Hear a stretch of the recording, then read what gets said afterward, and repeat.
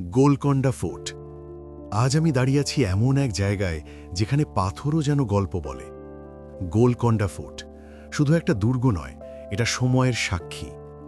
১৩০০ শতকে কাকাতিয়া ডাইনাস্টি প্রথম এই দুর্গ তৈরি করে। তখন এটা ছিল সাধারণ এক মাটির কেল্লা। পরে কুতুব শাহী ডাইনাস্টি এসে এটাকে রূপ দেয় বিশাল প্রাসাদে। উঁচু প্রাচীর, রাজপ্রাসাদ, মসজিদ, গোপন পথ সবকিছু মিলিয়ে এক স্বপ্নের শহর। শোনা যায় এই মাটিতেই জন্ম নিয়েছিল বিখ্যাত কোহিনূর হীরা। একসময় পৃথিবীর ধনী ব্যবসায়ীরা এখানে আসত শুধু হীরের জন্য। গোলকন্ডা মানেই ছিল ঐশ্বর্য আর ক্ষমতার প্রতীক। কিন্তু এই পাথরের দেয়াল শুধু গৌরব দেখেনি, দেখেছে যুদ্ধ। ১৬৮৭ সালে অরঙ্গজেব দীর্ঘ ৮ মাস অবরোধের পর দুর্গ দখল করেন।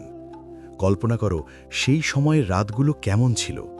ভেতরে উদ্বিগ্ন মানুষ, বাইরে যুদ্ধের শব্দ। হয়তো কোনো মা তার সন্তানের হাত শক্ত করে ধরেছিল, কোনো সৈনিক শেষবারের মতো আকাশের দিকে তাকিয়েছিল।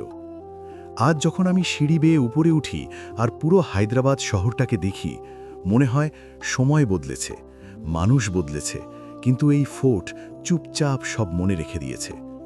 বাতাসে একটা অদ্ভুত নীরবতা, যেন অতীত এখনও ফিসফিস করে বলে, আমি আছি। গোলকন্ডা আমাকে শেখায়, গৌরব থাকবে না, ক্ষমতাও থাকবে না, কিন্তু গল্প থাকবে, স্মৃতি থাকবে।